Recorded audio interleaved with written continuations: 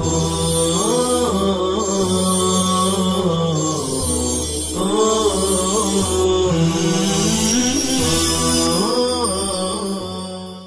الله الرحمن الرحيم. الحمد لله رب العالمين والعاقبة للمتقين والصلاة والسلام على سيد الأنبياء والمرسلين سيدنا وحبيبنا وحبيب رب العالمين محمد وعلى آله وأصحابه ومن هدى بهديه إلى يوم الدين.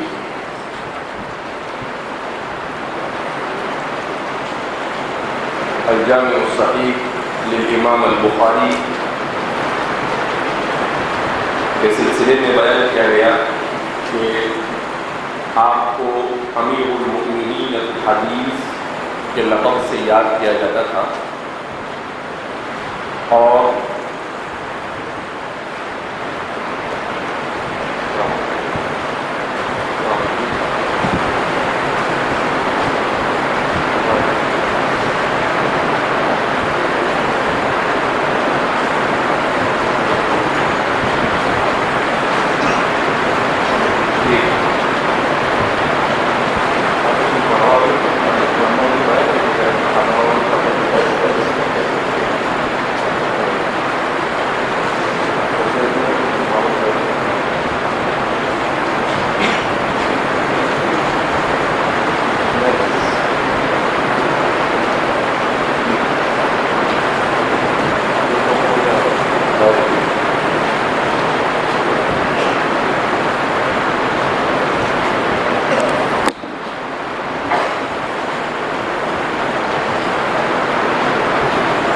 امام بخاری کو امیر المؤمنین الحدیث کہا جاتا ہے۔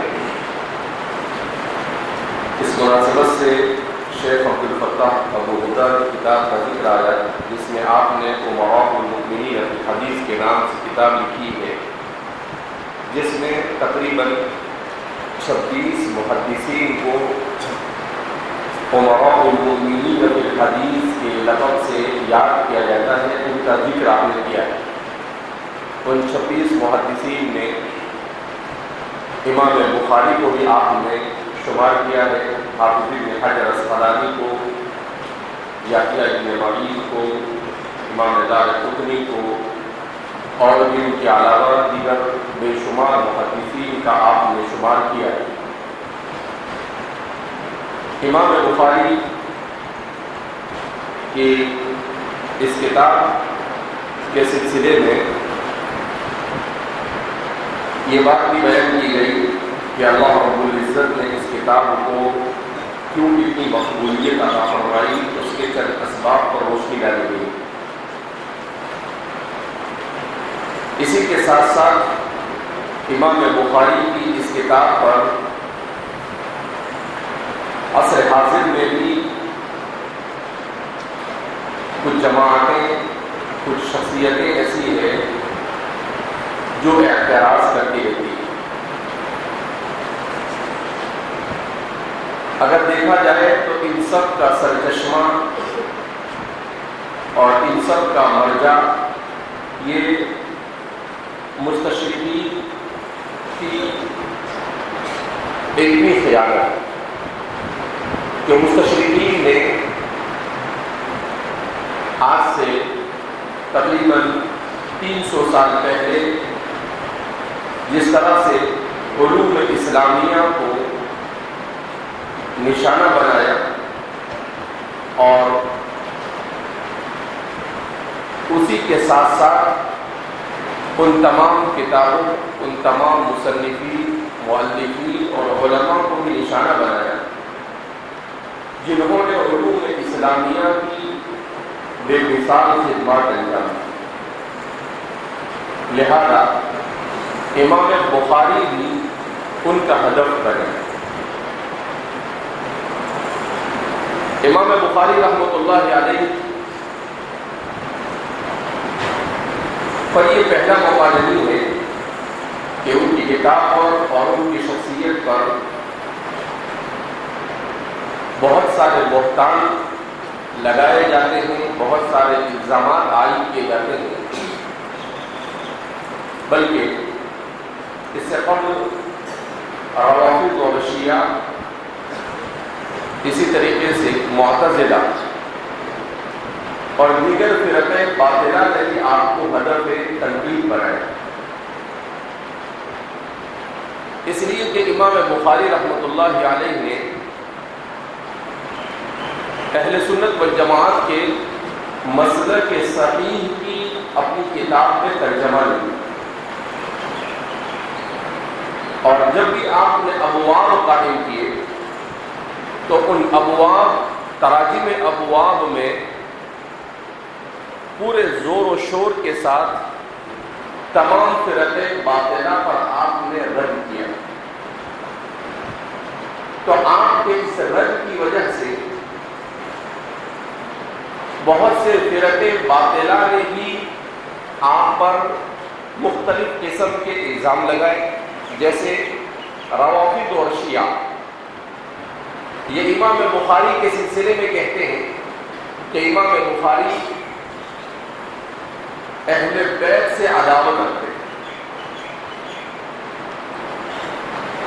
اور روافض اور شیعہ کا یہ الزام اور یہ بہتان صرف امام بخاری پر نہیں بلکہ تمام اہل سنت والجماعت پر، کہ وہ تمام اہل سنت والجماعت کو اہل بیت کا گویا کے دشمن تصور کرتے ہیں، جبکہ اہل بیت کے فضائل اور مناقب پر اور اہل بیت کے ساتھ محبت کے سلسلے میں جتنا کام علماء اہل سنت والجماعت نے انجام دیا ہے اس کا عشر عشیر بھی روافض اور شیعہ کے اندر ملتا ہے۔ روافض اور شیعہ کا مسئلہ یہ ہے کہ ان کا مذہب یہ جھوٹی روایتوں پر قائم، اور ان کی وہ جھوٹی روایتیں اس کو تائید ہمارے ائمہ سے نہیں ملتی۔ جب انہیں تائید نہیں ملتی ہے تو پھر وہ ہمارے ائمہ کو اپنا ہدف بناتے ہیں، مگر ان کا ہدف بنانے سے ان کے علوم مرتبت پر کوئی فرق پڑتا نہیں۔ اسی طریقے سے عصر حاضر میں جدت پسندوں کی ایک بڑی جماعت جنہیں عربی زبان میں التنویریون کہا جاتا ہے، بعض حضرات نے انہیں العصرانیون کہا، جسے انگریزی میں ماڈرنسٹ کہا جاتا ہے، اور تحریک ماڈرنزم سے جسے یاد کیا جاتا ہے، جسے ہم اردو زبان میں جدت پسند اور متجدد کے نام سے یاد کرتے ہیں۔ ان لوگوں نے بھی امام بخاری پر الزامات لگائے اور کہا کہ امام بخاری نے جو روایتیں جمع کی ہے ان روایتوں پر آنکھ بند کر اعتماد اور اعتبار نہیں کیا جا سکتا، مگر ہر دعوے کے ساتھ دلیل کی ضرورت ہوتی ہے۔ جب دعوے پر کوئی دلیل نہ ہو تو اس دعوے کو مسترد کر دیا جاتا ہے۔ ان کا دعویٰ اسی لیے مسترد ہے کہ اس دعوے پر ان کے پاس کوئی دلیل نہیں، وہ بخاری کی کسی روایت کو موضوع ثابت نہیں کر سکتے، وہ بخاری کی کسی روایت کو ضعیف ثابت نہیں کر سکتے، چہ جائے کہ بخاری کے سلسلے میں ان کا یہ دعویٰ ہو کہ بخاری نے روایات کو جمع کرنے میں تحقیق سے کام نہیں کیا۔ اگر بخاری ہی محقق نہیں تو کون محقق کہے گا؟ کیونکہ ہمارے محدثین کے یہاں پر احادیث مبارکہ کے ذخیرے میں سب سے صحیح حدیث اسے کہا جاتا ہے متفق علیہ بخاری و مسلم، جس حدیث کی تخریج اور جس حدیث کو بیان کرنے پر امام بخاری اور امام مسلم کا اتفاق، دوسرے درجے پر وہ احادیث من فرد به البخاری، جس کو صرف بخاری نے بیان کیا۔ تیسرے نمبر پر وہ حدیث من فرد به مسلم، جس کو صرف امام مسلم نے بیان کیا۔ اور پھر اس کے بعد دوسرے لوگوں کا درجہ ہے۔ تو یہ دونوں حضرات امامین جلیلین، امام بخاری اور امام مسلم رحمہ اللہ، یہ احادیث صحیحہ کے لیے بنیادی معیار۔ لہذا امام بخاری پر جدت پسند اس لیے برستے ہیں کہ امام بخاری نے اور امام مسلم نے اور ہمارے محدثین نے ہر باب سے متعلق جتنے بھی بنیادی احکام فوائد ہو سکتے ہیں ان تمام کے تمام روایتوں کو اپنی کتاب میں جگہ دی، جس کی وجہ سے ان کے اجتہادات سے خبیثہ متاثر ہو جاتے ہیں۔ یہ جو غلط سلط اجتہادات کرتے بیٹھتے ہیں تو اس کو تائید نہیں ملتی ہے بلکہ اس کی مخالفت لازم آتی ہے، تو پھر یہ امام بخاری کے اوپر برسنا کیا کرتے ہیں، شروع کر دیتے ہیں۔ ورنہ البخاری شمس استویٰ، بخاری وہ سورج ہے جس سے اس کتاب کے لکھے جانے سے لے کر آج تک امت کا ایک بڑا طبقہ مستفید ہو رہا ہے اور تا قیام قیامت مستفید ہوتا رہے گا انشاءاللہ۔ بہرحال تو امام بخاری رحمہ اللہ کے سلسلے میں یہ بات اس لیے بیان کی گئی کہ عربوں میں بھی اور ہمارے عجمیوں میں، خاص طور پر بر صغیر میں، ہندوستان میں کچھ ایسے لوگ پیدا ہوئے جن لوگوں نے انہیں تنقید کا نشانہ بنایا، جس میں غلام احمد پرویز جو منکرین حدیث ہے اور اپنے آپ کو اہل القرآن کے نام سے یاد کرتا ہے، جبکہ وہ اہل القرآن نہیں ہے بلکہ اہل الشہوات۔ اسی طریقے سے اسلم جیراجپوری، اسی طرح سے عبداللہ چٹالوی، اسی طرح سے ایک حبیب اللہ یا حبیب الرحمن کاندھلوی، یہ ایسے کچھ لوگ گزرے ہیں جن لوگوں نے اولاً تو انکار حدیث کیا اور ثانیاً انہوں نے حضرات محدثین کو اپنی تنقید کا نشانہ بنایا۔ یہ آخر الذکر کاندھلوی جو ہے اس نے مستقل ایک کتاب لکھی ہے من گھڑت داستانیں، 3 یا 4 جلدوں میں، جس کو یوں ہی کہا جا سکتا ہے کہ اکاذیب کا پرندہ، صرف جھوٹ ہی جھوٹ کو اس نے جمع کیا ہے۔ مارکیٹ میں وہ کتاب ملتی ہے مگر اس کتاب کو نہیں پڑھنا چاہیے، صرف وہی آدمی اس کتاب کو پڑھ سکتا ہے جس نے اچھی طرح سے علم حدیث اور حضرات محدثین کی سیرتوں کا مطالعہ کر لیا، ورنہ چونکہ ایسے لوگ اپنی بات کو بیان کرنے میں بڑے ماہر ہوتے ہیں، جب آدمی کے سامنے کوئی چیز صحیح چیز محقق نہیں ہوتی اور وہ غلط چیز کو پڑھتا ہے تو امکان اس بات کا زیادہ ہوتا ہے کہ وہ اس سے کیا ہو جائے، متاثر ہو جائے۔ لہذا اس طرح کی کتابوں ان لوگوں کے نام وغیرہ سے اس لیے بیان کیے جاتے ہیں کہ کہیں پر کبھی پڑھ لیا یا کہیں پر کبھی سن لیا تو ایسے لوگوں کے نام سے آدمی کو متنبہ رہنا چاہیے. اسی طریقے سے ایک شخصیت تمنا عمادی، یہ منکرین حدیث کی جماعت کے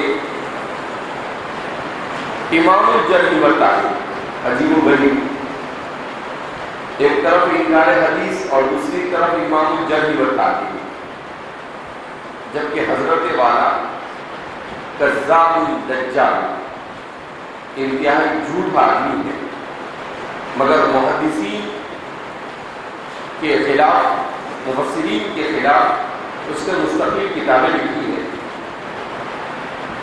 ایک مرتبہ ایک صاحب نے مجھے کہا کہ ادھر اندور کی طرف وہ گئے تھے جامعہ کے استاد، کہ وہاں پر کچھ لوگوں سے ملاقات ہوئی تو انہوں نے کہا کہ امام زہری اور امام طبری یہ دونوں شیعہ. میں نے کہا یہ نئی تحقیق کہاں سے آئی؟ کہا وہاں کچھ لوگ ملے اور انہوں نے مجھے کتاب بتائی، 300-350 صفحے کی پوری کتاب ہے کہ زہری اور طبری شیعہ. میں نے کہا وہ کتاب منگائی آپ. جب کتاب منگائی تو وہ لکھی ہوئی تھی تمنا عمادی. اب ان دونوں حضرات، امام زہری جس کو مدون حدیث کہا جاتا ہے، امام طبری جس کو مدون تفسیر کہا جاتا ہے، حوالوں کے ساتھ کتاب کے اندر میں ثابت کیا کہ یہ شیعہ ہے. اور کافی 15-17 سال پہلے بلکہ اس سے زیادہ ہوئے، شروع کا زمانہ تھا میرا تدریس کا، اس زمانے کے بعد میں نے کہا ایسے کیسے ہو سکتا ہے؟ بڑی بڑی تعلیم کی اور طبقات کی کتابوں کے حوالے حاشیے میں لکھے ہوئے، صفحہ نمبر اور جلد نمبر. میں حیران ہو گئے، میں نے کبھی سنا نہیں تھا تمنا عبادی کا نام. تو پھر ان کتابوں کے صفحات وغیرہ کو جب جانچا تو پتہ چلا کہ حضرت نے زخرف القول العروہ سے کہا. ابن شہاب کے نام سے دو مشہور شخصیتیں گزری، ایک اہل سنت والجماعت اور ایک شیعہ. اس مردود نے کیا کیا؟ جو شیعہ ابن شہاب تھے اور ان کے بارے میں جتنا لکھا تھا ہمارے مورخین نے وہ سب اٹھا کر ہمارے ابن شہاب کے اوپر چسپا کر دیا. کیونکہ میں اس لیے پریشان ہوا کہ عربی کی عبارتوں کے ساتھ وَابْنُ شِهَابٍ كَانَ عَقِيدَتُهُ كَذَا وَكَذَا وَكَذَا، کہا کہ عجیب ہے، میں تھوڑی دیر کے لیے ہی گیا. پھر امام طبری تو ان کا بھی یہی حال کہ طبری کے نام سے 9 سے زیادہ لوگ مشہور ہوئے، جن میں سے ایک مشہور امام المفسرین جو اہل سنت والجماعت کے ترجمان تھے، اور دوسرے طبری شیعہ بھی تھے. تو وہ جو شیعہ طبری تھا اس کے بارے میں ہمارے محدثین نے جو کچھ لکھا تھا بغیر کسی وضاحت کے، اس نے کیا کیا؟ ہمارے امام طبری کو وہ سب چسپا کر دیا. میں نے کہا اس کو کہتے ہیں سیرت گھوٹالہ. کون سا گھوٹالہ؟ یہ سیرت کے لکھنے میں بھی اس طریقے سے یہ لوگ کیا کرتے ہیں؟ گھوٹالے سے کام. لعنت اللہ علیہ والملائکۃ والناس اجمعین. تو ہم جس دور سے گزر رہے ہیں یہ بڑا نازک دور ہے. اس دور میں علمی استعداد کا فتنوں سے بچنے کے لیے مضبوط ہونا بہت ضروری ہے. اگر علمی اعتبار سے طالب علم یا عالم مضبوط نہیں ہوتا وہ کبھی بھی کسی بھی فتنے میں مبتلا ہو سکتا ہے، اور کبھی بھی وہ کسی بھی فتنے کے چکر میں مبتلا ہو سکتا ہے. اس لیے بہت احتیاط کے ساتھ یا تو آدمی کو کچھ پتہ نہ ہو تو خاموش رہے، اور اگر تحقیق کرنی ہو تو اپنے معتبر اساتذہ اور علماء کی طرف کیا کرے؟ رجوع کرے. کبھی بھی کسی اولاً تو کتابوں کے مطالعے میں احتیاط سے کام لیا جائے، صرف اپنے ہی مسلک اور اپنے ہی مذہب اور مشرب کے لوگوں کی کتابوں کا مطالعہ کیا جائے.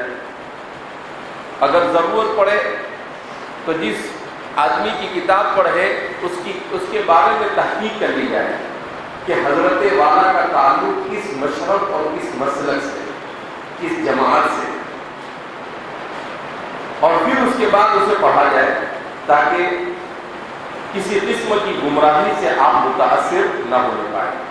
کیوں کہ اللہ رب العزت نے مجھے اور آپ کو مکلف کیا ہے کہ ہم دین صحیح کے ساتھ اس دنیا سے رخصت ہوں. لہذا اس بنا پر بڑے احتیاط کے ساتھ زندگی گزارنے کی فتنوں کے دور میں ضرورت ہے، ورنہ اچھے اچھے لوگوں کو دیکھا جاتا ہے کہ وہ فتنوں میں کیا ہو جاتے ہیں، مبتلا ہو جاتے ہیں. کبھی کوئی منصب کے چکر میں فتنے میں مبتلا ہو جاتا ہے، کبھی کوئی مال کے چکر میں فتنے میں مبتلا ہو جاتا ہے، کبھی کوئی عزت کے حصول کے چکر میں فتنے میں مبتلا ہو جاتا ہے کہ امیر صاحب بنا دیں گے، صدر صاحب بنا دیں گے اور پتہ نہیں کیا کیا بنا دیں گے، تو اس کے چکر میں فتنے میں مبتلا ہو جاتا ہے. تو اس لیے ہمارے مدارس کے پڑھے ہوئے بہت کم لوگ ہیں، ایسے 1% سے بھی کم ہے، لیکن ہے باہر اچھے کچھ لوگ ایسے ہیں. کوئی جماعت اسلامی کے اندر میں ہے تو کوئی بریلیت کے اندر چلا جاتا ہے. اب پھر لوگ کہتے ہیں کہ لوگ مدرسے کے پڑھے ہوئے ہیں، بھائی اکا دکا ہے، الشاذ والنادر کالمعلوم. تو اس میں ادارے کا اور کسی اور کا قصور نہیں، وہ ان کا قصور ہے. ان کی کمزوری کی وجہ سے گئے تو آپ اس کا ذمہ دار ادارے کو نہیں بنا سکتے ہیں. لہذا ہمیں بہرحال بچنا چاہیے کہ اللہ کی رضامندی کے حصول والا راستہ کون سا ہے، اور اسی راستے کے مطابق. کیونکہ کبھی ایسا ہوتا ہے کہ آدمی کسی ایسے علاقے میں رہتا ہے، وہاں پر پوری ان کی فضا ہوتی ہے، تو آدمی سوچتا ہے جو اپنے بھی ایسے ہی ہو جائے. گھر نمک میں کے کان میں گرا اور وہ بھی کیا بن گیا، نمک بن گیا. ٹھیک ہے، آپ ان کی اصلاح کے لیے حکمت اور مصلحت سے کام لیں، اچھی بات ہے، لیکن آپ ان کی ہاں میں ہاں ملانا شروع کر دیں گے، یہ صحیح ہے. آپ کو معلوم ہے کہ غلط ہے، تو آپ حکمت سے ڈائریکٹ انہیں اگر انکار کرتے ہیں تو کسی فتنے کے مبتلا ہونے کا اندیشہ ہے، کسی فتنے کے بھڑکنے کا اندیشہ ہے. تو حکمت اور مصلحت سے انہیں سمجھائے کسی اور انداز میں، وہ ایک الگ مسئلہ ہے اور اس کی ضرورت بھی ہے حکومت کو. ایسا نہیں کہ آپ ایسے علاقے میں رہتے ہیں جہاں پر سارے لوگ بریلوی ہیں اور آپ نے جمعہ کے دن تقریر کے اندر میں بریلویوں کے خلاف تقریر کر ڈالی. ظاہر سی بات ہے، کیا ہوگا؟ فوراً ملنا ہوگا. حق بات صحیح ڈھنگ سے صحیح موقع پر بولی جائے. ایسا نہیں کہ حق بات ہے تو کہیں بھی کھڑے ہوئے اور بولنا یا کر دیا شروع کر دیا. نہیں، حق بات کو کیسے بولنا اور کس موقع سے بولنا، یہ بھی کیا ہے، بہت ضروری ہے. بہرحال تو امام بخاری وغیرہ کے سلسلے میں یہ بیان کیا جا رہا تھا کہ امام بخاری پر اس طریقے سے لوگوں نے مختلف انداز میں اعتراضات کرنے کی کوشش کی ہے، مگر ان اعتراضات کی کوئی حقیقت نہیں ہے. امام بخاری اپنی کتاب میں چند منفرد چیزیں ذکر کرتے ہیں.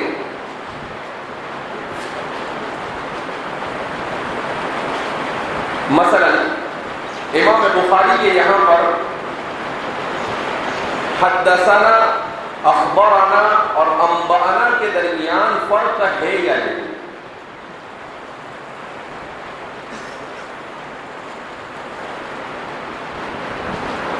تو امام نووی فرماتے ہیں کہ امام مسلم کے یہاں پر حدثنا اور اخبرنا میں فرق ہے.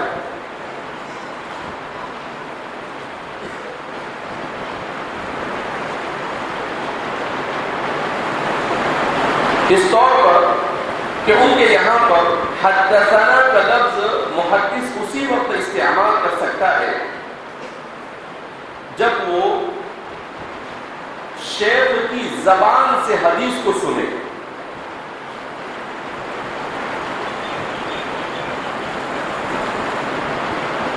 اور اخبارانہ کو اس وقت بول سکتا ہے جب شیخ پر حدیث کو پڑھا گیا، یعنی ان کی مجلس میں کسی نے پڑھا ہو۔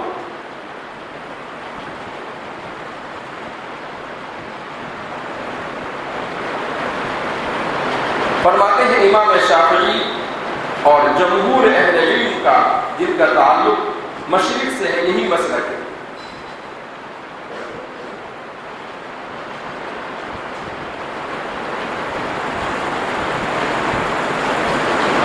حضرات محدثین میں امام نسائی کا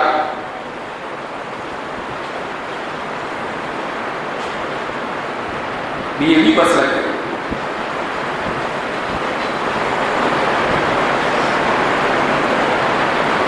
البتہ محدثین میں سے مشاہیر محدثین میں سے بعض وہ ہیں جو اس فرق کے قائل نہیں ہیں۔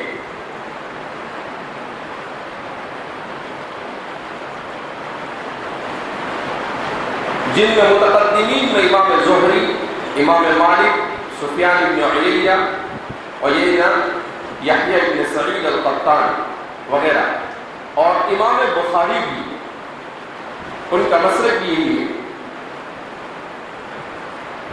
حجاز اور کوفہ کے اکثر محدثین اس کے قائل ہیں۔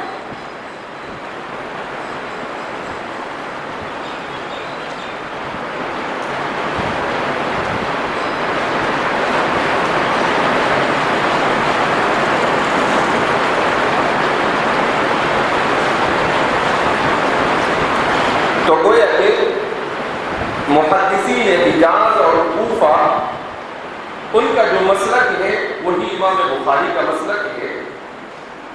اس طور پر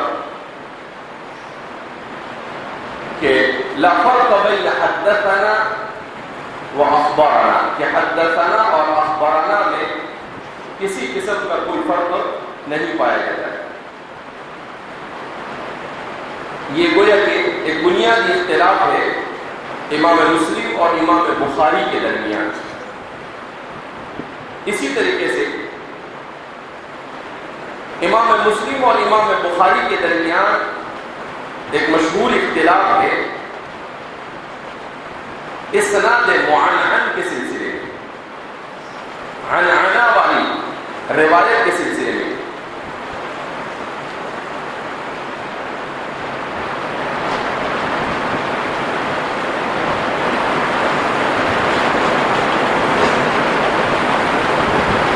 امام نووی فرماتے ہیں مقدمۃ المنہاج شرح صحیح مسلم ابن الحجاج میں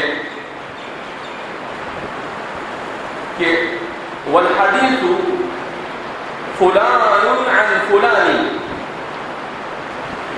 کہ جو حدیث فلان عن فلان کے صیغے سے مروی ہو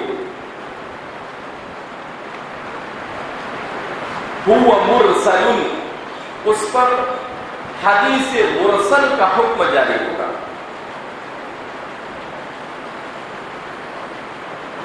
بعض علماء کے کہنے کے مطابق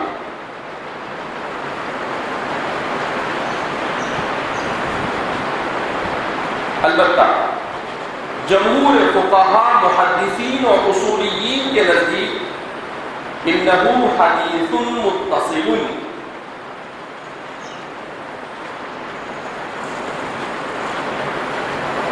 کہ عنعنہ والی روایت یہ حدیث متصل کے حکم میں ہے، مگر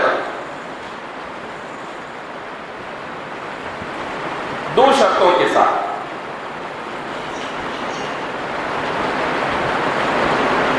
نمبر 1 وہ محدث جو صیغہ عنعنہ سے روایت کرے مدلس نہ ہو. وہ محدث جو صیغہ عنعنہ سے روایت کرے وہ مدلس نہ ہو، مدلس کا تدلیس کا عادی نہ ہو. اور نمبر 2،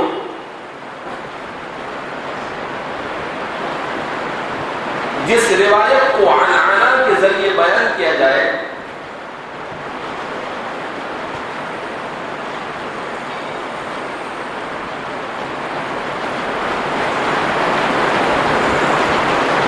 وہ بیان کرنے والا محدث اور جس سے بیان کرے ان کے درمیان امکان لقاء ضروری ہے.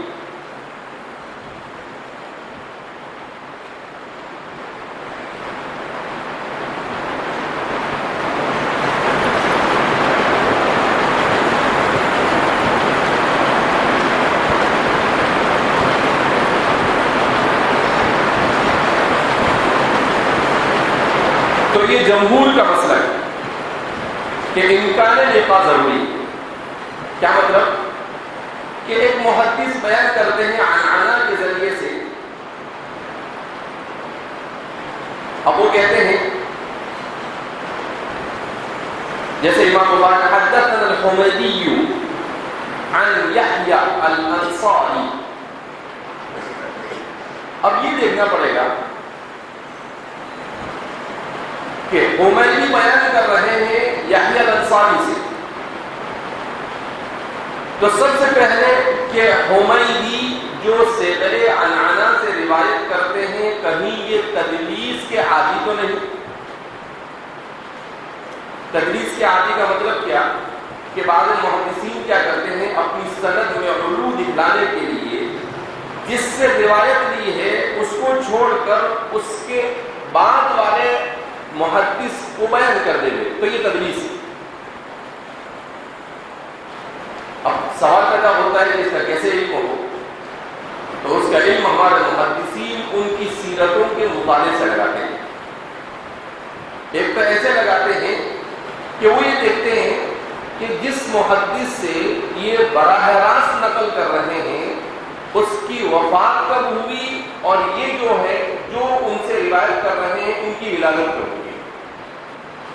اب جب یہ ثابت ہو جائے کہ ان کی وفات پہلے ہو چکی ہے اور ان کی ولادت بعد میں ہوئی ہے تو پھر پتہ چل جاتا ہے کہ تدلیس سے کام لے جائے، کیونکہ لقاء ممکن ہی نہیں. قبر پہ جا کر تو کوئی حدیث سنے گا نہیں ان سے، خواب میں تو کوئی حدیث آ کر ان کو بیان نہیں کرے گا، وہ اگر کرے گا بھی تو اس کا اعتبار نہیں ہے. تو سیدھی سی بات ہے. اس کا مطلب یہ ہے کہ انہوں نے تدلیس کی، ایک بات. دوسرا یہ دیکھا جاتا ہے کہ اگر زمانہ ایک ہے تو کہیں ان کے درمیان امکان لقاء ہوا یا نہیں تدلیس کرنے والے. کیوں؟ تو اس صورت میں ان کے رحلات کو جائزہ لیا جاتا ہے کہ حمیدی نے روایت کیا ہے مصر کے محدث سے، تو کیا حمیدی کبھی اس زمانے میں مصر گئے یا نہیں، یا وہ مصر والے محدث وہ مکہ آئے یا نہیں. اگر یہ ثابت ہو جائے کہ یہ دونوں میں سے کچھ بھی ہوا نہیں ہے تو پھر اس کا مطلب یہ ہے کہ انہوں نے تدلیس سے کام کیا ہے. تو بڑی باریکی کے ساتھ جائزہ لیتے ہیں. جیسے وہ بلوری کاچ لے کر بیٹھتے ہیں جس کے ذریعے سے چھوٹی چیز بھی بڑی کیا ہو جاتی ہے نظر آتی ہے، اور مائکروسکوپ لے کر بیٹھتے ہیں جس سے چھوٹی چھوٹی چیزیں کیا ہوتی ہے نظر آتی ہے.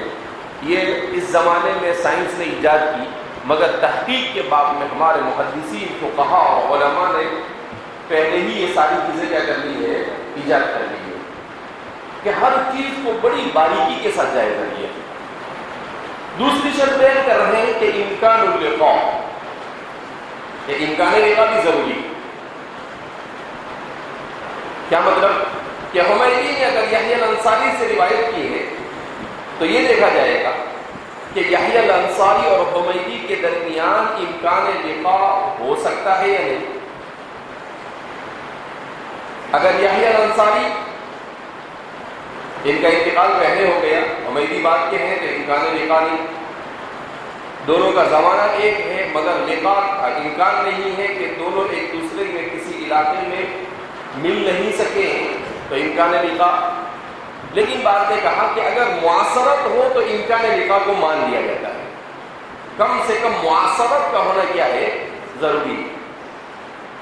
تو اس لیے فرماتے ہیں کہ یہ دو چیزیں حدیث عنعنہ کے سلسلے میں جمہور کا مسلک ہے. امام بخاری کا اس باب میں مسلک دو ہے. امام بخاری ایک تو امام بخاری نے اپنی اس کتاب الجامع الصحیح کے لیے جو اسلوب اختیار کیا ہے، جو منہج اختیار کیا ہے وہ، اور دوسرا وہ جو اس کے علاوہ جو آپ نے دوسری بہت ساری کتابیں لکھی ہیں تاریخ اور حدیث کے باب میں، اس میں آپ کا مسئلہ ہے. تو الجامع الصحیح میں تو آپ نے عنعنہ والی روایتیں اس شرط کے ساتھ لی ہے کہ صرف امکان لقاء نہیں بلکہ دونوں محدثین کے درمیان ثبوت لقاء ضروری ہے. کیا ضروری ہے؟ ثبوت لقاء. دونوں میں فرق ہے، ثبوت لقاء اور امکان لقاء میں. امکان لقاء کا مطلب یہ ہے کہ دونوں کا زمانہ ایک ہے تو مان لیا جائے گا کہ وہ کہیں نہ کہیں ملے ہوں گے. لیکن ثبوت لقاء کا مطلب یہ ہے کہ وہ محدث کی سیرت میں کہیں اس بات کا صراحت کے ساتھ ذکر ہونا چاہیے کہ ان دونوں کے درمیان ملاقات ہوئی. اگر اس کا ثبوت نہیں ملتا ہے تو امام بخاری ایسی عنعنہ والی روایت کو الجامع الصحیح میں ذکر نہیں کرتے ہیں. التاریخ الکبیر وغیرہ جو آپ کی کتاب ہے اس میں ذکر کرتے ہیں، لیکن اپنی الجامع الصحیح میں ثبوت لقاء والی روایت کو عنعنہ کے صیغے والی روایت کو جگہ دیتے ہیں، اور دوسری کسی روایت کو، وہ ایسی روایت کو جس میں امکان لقاء ہو، ایسی روایت کو جگہ دیتے نہیں. امام مسلم کے سلسلے میں یہ مشہور ہے کہ ان کے یہاں پر حدیث عنعنہ حدیث متصل کے حکم میں ہے بغیر کسی شرط کے، مگر یہ صحیح نہیں. مشہور المشہور غلط مشہور ہے. کیوں؟ اس لیے کہ ان کے یہاں پر بھی امکان لقاء ضروری ہے، ثبوت لقاء نہیں. امام بخاری کے مقابلے میں تھوڑا سا ان کی تحقیق کا معیار کم ہو جاتا ہے کہ وہ صرف امکان لقاء پر حدیث عنعنہ کو متصل کے حکم میں کرتے ہیں. گویا کہ جمہور کا مسلک اور ان کا مسلک ایک ہے. اگرچہ بعض لوگوں نے امام مسلم کے مرتبے کو کم کرنے کے لیے یہ کہہ دیا کہ امام مسلم نے بغیر کسی شرط کے عنعنہ کی روایت کو متصل کے حکم میں لگایا ہے. یہ ایسی بات ہے جس میں تحقیق نہیں ہے. شیخ الاسلام علامہ شبیر احمد عثمانی رحمۃ اللہ علیہ فرماتے ہیں کہ مجھے تو امام مسلم کی بات میں وزن معلوم ہوتا ہے. کیا فرماتے ہیں؟ امام مسلم کی بات میں مجھے تو وزن معلوم ہوتا ہے. کیوں آپ نے ایسا کہا الفتح الملہم کے مقدمے میں؟ اس لیے آپ نے یہ بات کہی کہ امام مسلم کا مسلک جمہور کا مسلک ہے. امام بخاری کا بھی گویا وہی مسلک ہے، صرف بخاری کی حد تک ان کا جو مسلک ہے وہ الگ ہے کہ اس میں آپ نے چونکہ احادیث صحیحہ کو جمع کرنے کا انتظام کیا، اس لیے آپ نے مکمل طور پر تحقیق اور تدقیق کے معیار کو بلند رکھنے کی کوشش کی. اس لیے آپ نے یہاں پر امکان لقاء نہیں بلکہ ثبوت لقاء کی شرط لگائی.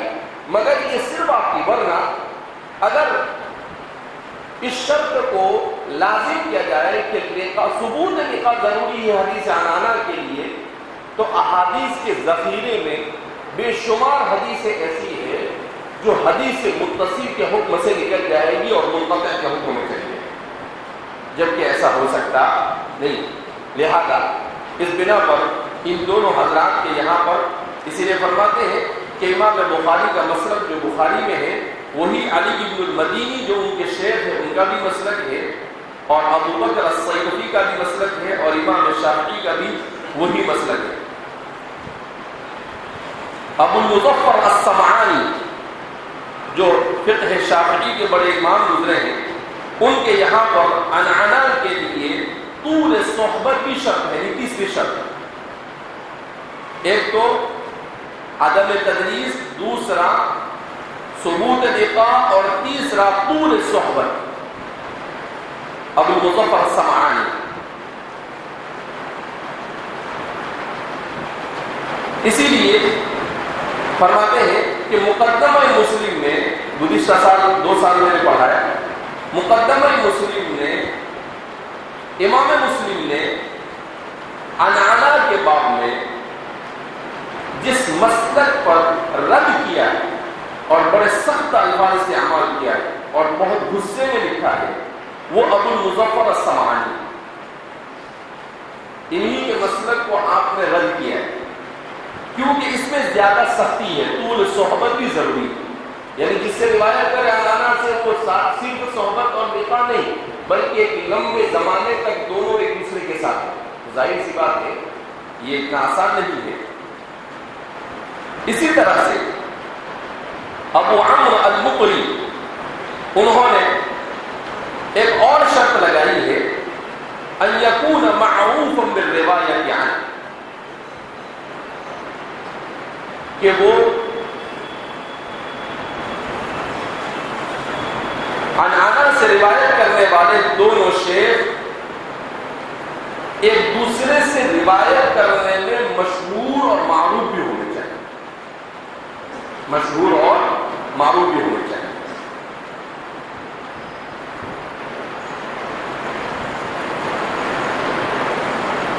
بہرحال اس بات میں امام بخاری کا اپنا مسلک بخاری میں الگ ہے، اور عام طور پر آپ کی دوسری کتابوں کے اندر میں جو ہے وہ آپ کا مسلک وہ الگ ہے۔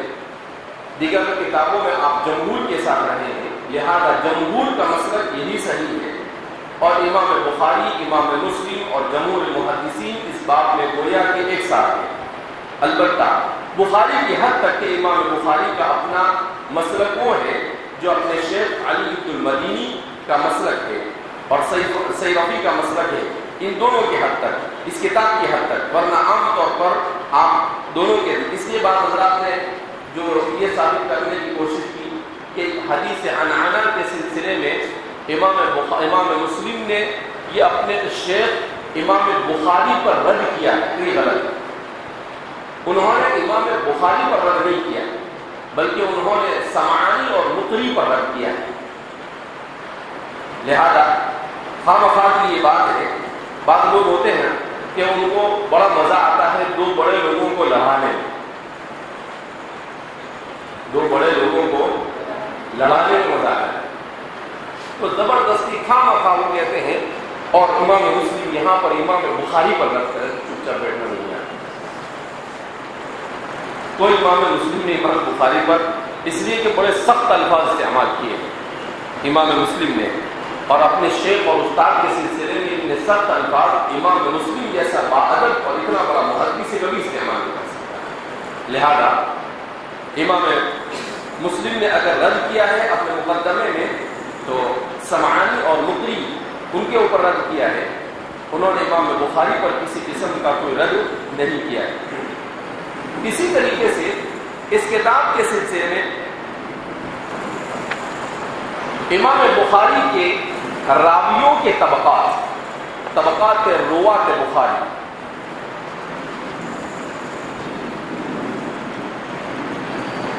عام طور پر امام بخاری نے جن محدثین سے روایتوں کو نقل کیا ہے ان کو 5 طبقات میں تقسیم کیا جاتا ہے۔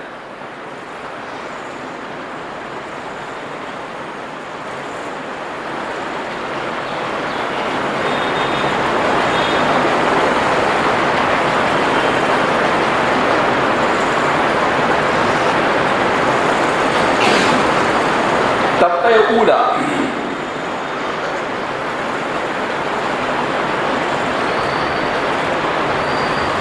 وہ طبقہ ہے محدثین کا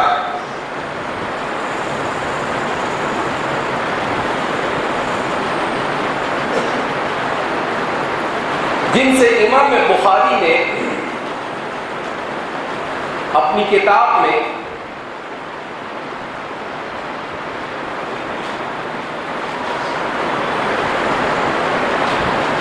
احادیث کو ان کی سند کے ساتھ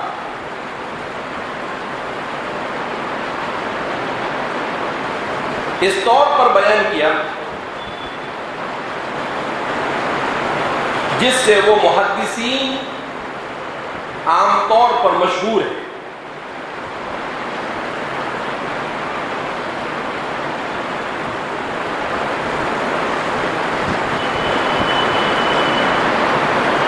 کیا مطلب؟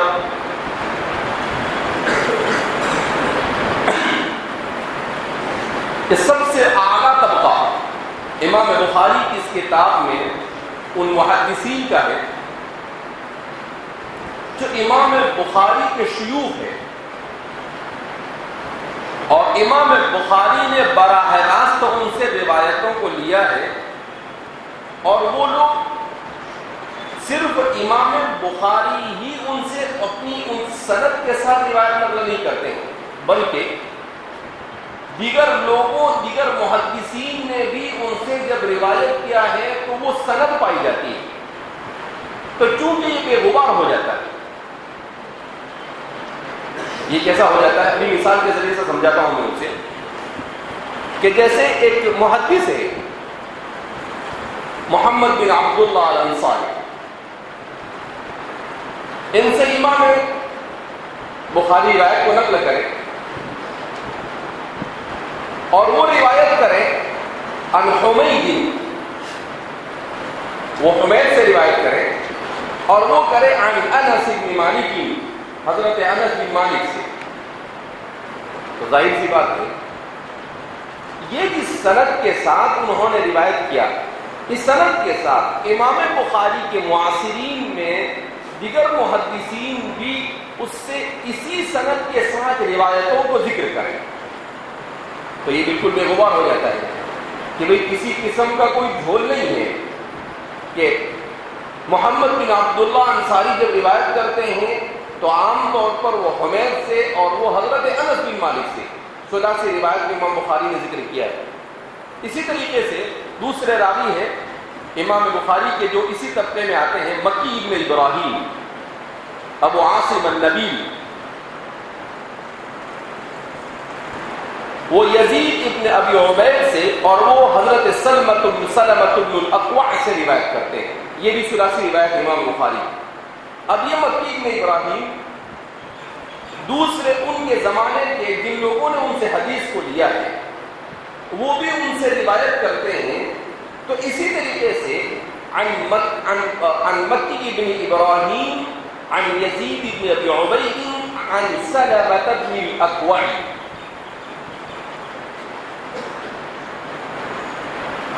اسی طریقے سے عبد اللہ ابن موسیٰ یہ معروف، اور ابو طفیل عن علی سے روایت کرتے ہیں، جس کو ہم یوں کہہ سکتے ہیں کہ امام بخاری نے اپنے وہ شیوخ عام طور پر جن سے ثلاثی روایتیں نقل کی ہیں، بخاری میں ثلاثی روایت کی تعداد کتنی ہے؟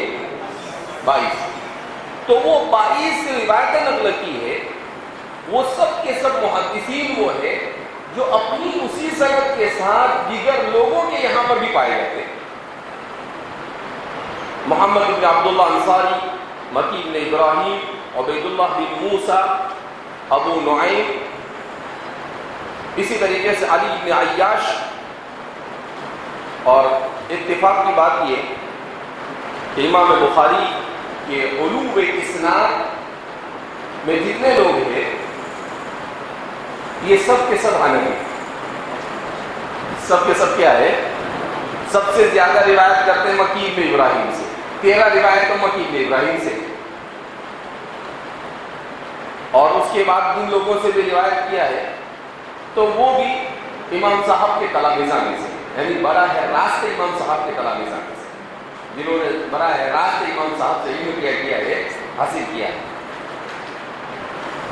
تو اس لیے خواہ مخواہ احناف سے پیار رکھ کر کوئی فائدہ ہے. امام بخاری کو بھی اپنے علوم سند میں بہرحال ان لوگوں سے کیا ملی ہے؟ مدد ملی ہے. اور کبھی کوئی یہ بھی کہے کہ بھئی یہ ہمارے دیوبندی مدرسوں میں کچھ زیادہ ہی غلو کے ساتھ یہ باتیں کہی جاتی ہیں، اس میں کیا زیادہ غلو؟ جس مذہب اور جس مسلک کو اللہ نے ایسی قبولیت عطا فرمائی ہو کہ امت کا ثلثان اس پر عمل کرتا ہے، امت کا ثلثان اس پر عمل کرتا ہے، تو اس مسلک کے مقبول ہونے کے سلسلے میں یہی کہا جا سکتا ہے کہ اللہ کے رسول صلی اللہ علیہ وسلم کا ارشاد ہے کہ جب اللہ کسی سے محبت کرتا ہے تو جبریل سے کہتا ہے کہ وہ اس سے محبت کرے، جبریل فرشتوں سے کہتے ہیں کہ وہ اس سے محبت کرے، اور پھر اس کی مقبولیت کو زمین پر انسانوں کے دلوں میں ڈال دیا جاتا ہے. تو اللہ رب العزت نے آپ کو بہرحال مقبولیت عطا فرمائی، یہ عند اللہ مقبول ہونے کی علامت ہے. اس لیے کہتے ہیں زبان خلق را نقار خدا میرا، زبان خلق را نقار خدا میرا، کہ مخلوق میں اچھے لوگ اگر کسی کی تعریف کر رہے ہیں، کسی کے سلسلے میں حسن ظن قائم کر رہے ہیں، اس کا مطلب یہ ہے کہ وہ شخص عند اللہ مقبول ہے. میں نے جو لفظ بولا اس پر غور کرنا، اچھے لوگ، اچھے لوگ، کیسے لوگ؟ اچھے لوگ، صالح لوگ، صالحین کا طبقہ، علماء کا طبقہ، وہ. ورنہ تو کیا ہے، آج کسی کرکٹر کو لوگ پسند کرنے لگ جاوے تو کیا اس کو عند اللہ مقبول کہیں گے؟ کسی فلم اسٹار کو لوگ پسند کرنے لگے تو الیمین الجنس یمیل الی جنسی، کبوتر با کبوتر، باز با باز پرواز می کند، کبوتر کبوتر کے ساتھ اڑتا ہے، باز باز کے ساتھ اڑتا ہے. تو برا برے کی طرف مائل ہوتا ہے، اچھا اچھے کی طرف مائل ہوتا ہے. اگر آپ کو بھی کرکٹر سے محبت ہے، فلم اسٹاروں سے محبت ہے، تو اس کا مطلب یہ ہے کہ آپ بھی اپنے طبقے کی تعین کر سکتے ہیں کہ آپ کا تعلق کس طبقے سے ہے، صالحین سے ہے یا صالحین سے. صالحین سے ہے تو پھر آپ کو محبت ہونی چاہیے حضرات صحابہ سے، حضرات انبیاء سے، اور ہمارے مصنفین اور محققین اور علماء سے ہونی چاہیے.